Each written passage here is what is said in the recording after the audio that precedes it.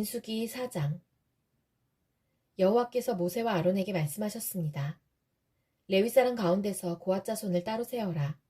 그들을 집안별로 가족별로 세어라. 30세에서 50세까지의 남자들을 세어라. 그들은 회막에서 일할 사람들이다.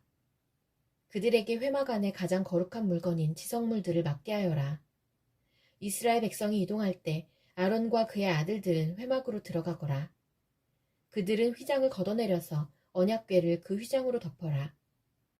그 위에 고운 가죽으로 만든 덮개를 덮고 다시 파란색 천을 덮은 다음에 언약궤의 고리에 채를 꿰어라. 또 진설병을 놓는 상위에도 파란색 천을 깔아라. 그리고 그 위에 접시와 향 피우는 그릇과 부어드리는 제물인 전제물을 담을 병과 잔들과 상위에 늘 차려놓는 빵인 진설병을 올려놓아라. 그런 다음에는 그 모든 것 위에 빨간색 천을 덮어라. 그리고 그 위에 고운 가죽을 덮고 채들을 꿰어라.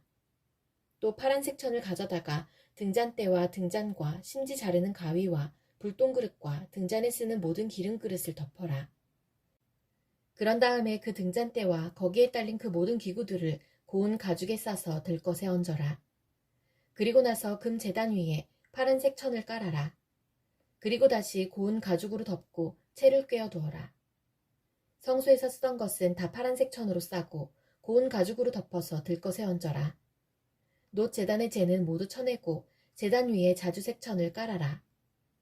제단에서 쓰던 물건, 곧 불을 옮기는 그릇과 고기를 찍는 갈고리와 삽과 사발을 다 모아서 놋 제단 위에 올려놓고 그 위에 고운 가죽을 덮은 다음 제단의 고리에 채를 끼워라. 진이 이동할 준비가 다 되었으면 아론과 그의 아들들은 거룩한 물건들과 거기에 딸린 그 모든 기구들을 다 싸놓아라. 그런 다음에 고앗 자손이 와서 그것들을 옮겨라. 그러나 그들 역시 성물에는 손을 대지 말도록 하여라. 손을 대는 날엔 죽을 것이다. 회막에 있는 물건들을 옮기는 일이 고앗 자손의 할 일이다.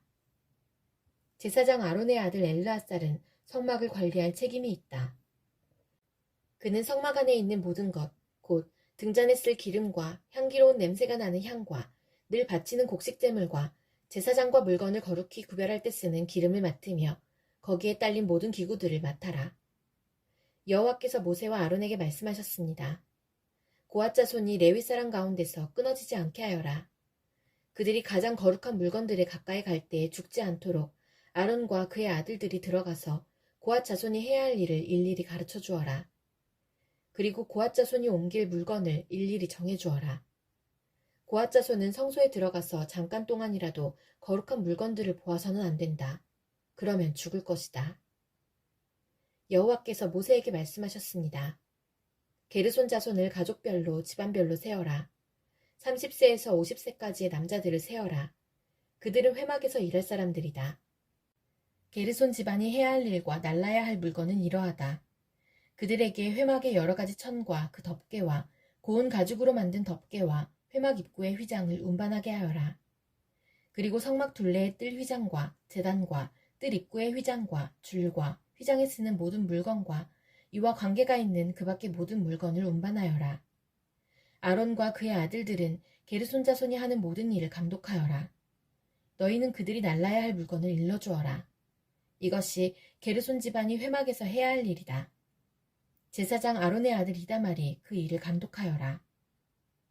무라리 자손을 가족별로 집안별로 세어라. 30세에서 50세까지의 남자들을 세어라. 그들은 회막에서 일할 사람들이다. 무라리 집안이 해야 할 일은 회막의 널빤지와 빗장과 기둥과 밑받침을 나르는 일이다. 그들은 또 뜰 둘레에 있는 기둥과 그 밑받침과 장막 말뚝과 줄과 거기에 딸린 모든 연장을 날라라. 너희는 각 사람이 해야 할 일을 자세히 일러주어라. 이것이 무라리 집안이 회막에서 해야 할 일이다. 제사장 아론의 아들 이다말이 그 일을 감독하여라. 모세와 아론과 이스라엘 장로들은 고앗 자손을 가족별로 집안별로 세웠습니다. 이들은 30세에서 50세까지의 남자로서 회막에서 일할 사람들입니다.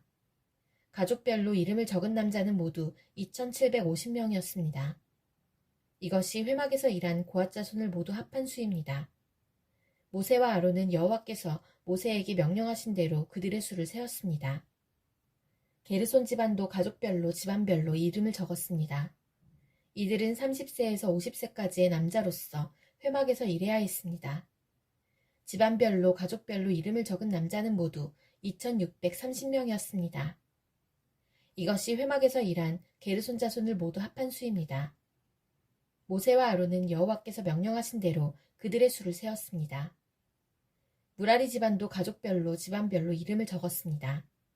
이들은 30세에서 50세까지의 남자로서 회막에서 일해야 했습니다. 집안별로 이름을 적은 남자는 모두 3200명이었습니다. 이것이 회막에서 일한 무라리 자손을 모두 합한 수입니다. 모세와 아론은 여호와께서 명령하신 대로 그들의 수를 세었습니다. 그리하여 모세와 아론과 이스라엘 장로들은 레위 사람을 가족별로 집안별로 다 세었습니다. 30세에서 50세까지의 남자는 회막에서 일할 사람들입니다. 그들은 또 회막과 관계가 있는 물건들을 나르는 일도 했습니다. 가족별로 이름을 적은 남자는 모두 8580명이었습니다. 여호와께서 모세에게 명령하신 대로 각 사람은 해야 할 일과 날라야 할 짐을 맡았습니다. 모든 일이 여호와께서 모세에게 명령하신 대로 이루어졌습니다. 민수기 5장. 여호와께서 모세에게 말씀하셨습니다. 이스라엘 백성에게 명령하여 누구든지 문둥병이 걸린 사람은 진 밖으로 쫓아내도록 하여라. 그리고 피와 고름이 흘러나오는 악성 피부병 환자와 시체를 만진 사람도 쫓아내어라. 남자든 여자든 가릴 것 없이 진 밖으로 쫓아내어라. 그래서 내가 너희와 함께 사는 이 진을 더럽히지 마라. 이스라엘은 하나님의 명령에 복종했습니다. 그들은 여호와께서 모세에게 명령하신 대로 그런 사람들을 진 밖으로 쫓아냈습니다. 여호와께서 모세에게 말씀하셨습니다. 이스라엘 백성에게 전하여라. 남자든 여자든 다른 사람에게 어떤 잘못을 행하여 여호와를 배반하고 죄를 저질렀을 때는 자기 잘못을 고백하고 손해를 본 사람에게 다 갚도록 하여라. 갚을 때에는 5분의 1을 더해서 갚아야 한다. 만약 피해를 본 사람에게 보상을 받을 만한 가까운 친척이 없으면 잘못을 저지른 사람은 죄를 씻는 순양에 배상금을 더하여 여호와께 갚아야 하고 그 갚은 것은 제사장의 몫이 될 것이다. 이스라엘 백성이 바치는 모든 거룩한 예물 가운데서 이스라엘 백성이 제사 지낼 때 제사장에게 가져온 것은 제사장의 몫이다. 모든 거룩한 예물은 바친 사람의 것이다. 그러나 그것을 제사장에게 주었으면 그것은 제사장의 것이 된다. 여호와께서 모세에게 말씀하셨습니다. 이스라엘 백성에게 전하여라. 만약 어떤 남자의 아내가 잘못을 저질러 남편을 배반하고 다른 남자와 동침했는데도 남편이 자기 아내의 나쁜 짓을 모를 뿐 아니라 본 사람이 아무도 없고 아내가 나쁜 짓을 하다가 붙잡히지도 않았다고 하자. 그런데 남편이 질투하는 마음 때문에 아내가 죄를 지었건 죄를 짓지 않았건 자기 아내를 의심한다고 하면 남편은 아내를 데리고 제사장에게 가거라. 그때 남편은 아내를 위해 바칠 제물도 가져가거라. 제사장에게 가져가야 할 제물은 보릿가루 10분의 1 에바이다. 이 제물에는 기름을 붓거나 향을 얹지 마라. 이것은 질투 때문에 바치는 곡식 제물이며 아내에게 죄가 있는지를 밝혀주는 곡식 제물이다. 제사장은 여자를 가까이 오게 해서 여호와 앞에 세워라. 제사장은 거룩한 물을 오지그릇에 담아다가 성막의 바닥에 있는 흙을 그 물에 타라. 제사장은 여자를 여호와 앞에 서게 하고 머리를 풀게 한 다음에 질투 때문에 바치는 곡식 제물을 여자에게 주어서 들고 있게 하여라. 그리고 제사장은 저주를 내리는 쓴 물을 들어라. 제사장은 여자에게 맹세를 시키고 여자에게 이렇게 물어보아라. 그대는 다른 남자와 동침한 일이 없는가? 그대는 남편을 배반하여 몸을 더럽힌 일이 없는가? 만약 그런 일이 없다면 저주를 내리는 이 물이 결코 그대를 해치지 못할 것이다. 그러나 만약 그대가 남편을 배반하였거나 남편 말고 다른 남자와 함께 두었다면 이때 제사장은 여자에게 저주를 받아도 좋다는 맹세를 하게 하고 이렇게 말하여라. 여호와께서 내 넓적다리를 떨어져 나가게 하고 내 배는 부어오르게 하셔서 내 백성 가운데 본보기가 되게 하실 것이다. 그러므로 저주를 내리는 이 물이 그대의 몸에 들어가서 그대의 배를 부어오르게 할 것이고 넓적다리를 떨어져 나가게 할 것이다. 그러면 여자는 그렇게 되기를 바란다고 말해야 한다. 제사장은 이 저주를 글로 써서 그 쓴물에 담가 씻어라. 그런 다음에 제사장은 여자에게 그 저주를 내리는 물을 마시게 하여라. 그 물을 마시면 여자의 몸이 아프게 될 것이다. 제사장은 질투 때문에 바치는 곡식 제물을 여자에게서 받아서 여호와 앞에 드리고 제단으로 가져가거라. 그리고 제사장은 곡식을 한 움큼 쥐어 전체를 바쳤다는 뜻으로 그것을 제단 위에서 태워라. 그런 다음에 여자에게 그 물을 마시게 하여라. 제사장은 여자에게 물을 마시게 한 다음 여자가 몸을 더럽히지 않았는지를 살펴보아라. 만약 여자가 남편에게 죄를 지었다면 물이 몸속에 들어갔을 때에 여자의 배가 부어오를 것이고 넓적다리는 떨어져 나가게 될 것이다. 또한 백성 가운데서 저주거리가 될 것이다. 그러나 만약 여자가 몸을 더럽히지 않아서 깨끗하다면 해로운 일도 일어나지 않을 것이고 아이도 낳을 수 있을 것이다. 이것은 질투에 관한 가르침이다. 이것은 여자가 남편을 배반하고 몸을 더럽혔을 때에 지켜야 할 율법이다. 또한 남편이 자기 아내에게 질투할 때도 남편은 아내를 여호와 앞에 세워야 하며 제사장은 위에서 말한 모든 일을 해야 한다. 이것은 율법이다. 만약 남편이 옳다면 여자는 죄의 대가를 받을 것이다. 민수기 6장. 여호와께서 모세에게 말씀하셨습니다. 이스라엘 백성에게 전하여라. 남자든 여자든 특별한 맹세, 곧 나실인의 맹세를 해서 자기를 여호와께 헌신하기로 했다면 포도주와 독한 술을 마시지 말고 포도주나 독한 술로 만든 초도 마시지 마라. 또 포도즙도 마시지 말고 포도나 건포도도 먹지 마라. 나실인으로 살기로 맹세한 동안에는 포도나무에서 난 것은 아무것도 먹지 마라. 씨나 껍질도 먹지 마라. 나실인으로 살기로 맹세한 동안에는 머리털을 깎지 마라. 여호와께 맹세한 특별한 기간이 끝날 때까지 그는 거룩해야 하므로 머리털이 자라도록 내버려 두어라. 나실인은 여호와께 맹세한 특별한 기간에는 시체를 가까이 하지 마라.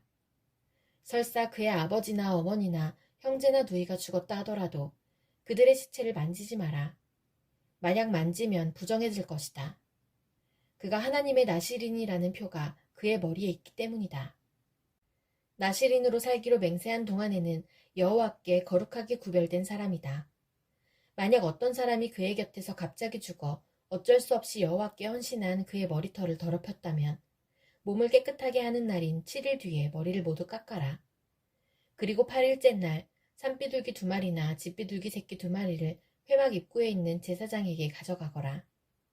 제사장은 그 가운데 1마리를 죄를 씻는 제물인 속죄 제물로 바치고 나머지 1마리는 태워드리는 제물인 번제물로 바쳐라. 그렇게 해서 죄를 씻는 예식을 행하여라. 그가 시체를 가까이 했기 때문에 죄가 있느니라. 바로 그날 그는 자기 머리를 거룩히 구별하기로 다시 맹세하여라. 그리고 다시 특별한 기간을 정해서 자기를 여호와께 바치고 1년 된 순양을 가져와서 허물을 씻는 속건제로 바쳐라. 그 전까지의 기간은 무효이다. 그것은 그가 그 기간 동안에 부정해졌기 때문이다. 나실인의 규례는 이러하다. 맹세한 기간이 끝나면 회막 입구로 가서 거기에서 여호와께 제물을 바쳐라. 흠없는 1년 된 순양을 번제물로 바치고 흠없는 1년 된 암양을 속죄 제물로 바쳐라. 그리고 흠없는 순양 1마리를 화목제물로 바쳐라. 그 밖에도 누룩을 넣지 않고 기름을 섞어 만든 빵과 누룩을 넣지 않고 기름을 발라 만든 과자를 가져와서 곡식제물과 부어드리는 제물인 전제물과 함께 바쳐라. 제사장은 이 제물들을 여호와 앞에 가져와서 죄를 씻는 제사인 속죄제와 태워드리는 제사인 번제로 바쳐라. 그런 다음에 순양을 잡아 여호와께 화목제물로 바치며 그때 누룩을 넣지 않은 빵인 무교병 1광주리를 함께 바쳐라. 그리고 곡식 제물과 전제물도 바쳐라. 나실인은 회막 입구로 가서 그가 바친 머리털을 밀고 그 머리털을 화목제물 밑에서 타고 있는 불에 올려놓아라. 나실인이 머리를 모두 민 뒤에 제사장은 순양의 삶은 어깨고기와 광주리에 들어있는 누룩을 넣지 않은 빵과 과자를 하나씩 나실인에게 주어 손에 들고 있게 하여라. 그런 다음에 제사장은 그것들을 여호와 앞에 흔들어 바치는 제사인 요제로 드려라. 그것들은 거룩한 제물로서 제사장의 몫이다. 또 흔들어 바친 순양의 가슴고기와 높이 들어 올려 바친 넓적다리 고기도 제사장의 몫이다. 그런 다음에야 나실인은 포도주를 마실 수 있다. 이것은 나실인에 관한 율법이다. 누구든지 여호와께 자신을 구별하여 나실인이 되기로 예물을 드린 자는 이 외에도 힘이 미치는 대로 하고 그가 맹세한 대로 자신을 구별한 법을 따르라. 여호와께서 모세에게 말씀하셨습니다. 아론과 그의 아들들에게 전하여라. 너희는 이스라엘 백성에게 이렇게 복을 빌어주어라. 여호와께서 너에게 복을 내리시고 너를 지켜주시고 여호와께서 너에게 자비를 베푸시며 너에게 은혜를 내려주시기를 빈다. 여호와께서 너를 내려다보시고 너에게 평화를 주시기를 빈다. 아론과 그의 아들들이 내 이름으로 이스라엘 백성에게 복을 빌어주면 내가 그들에게 복을 내릴 것이다.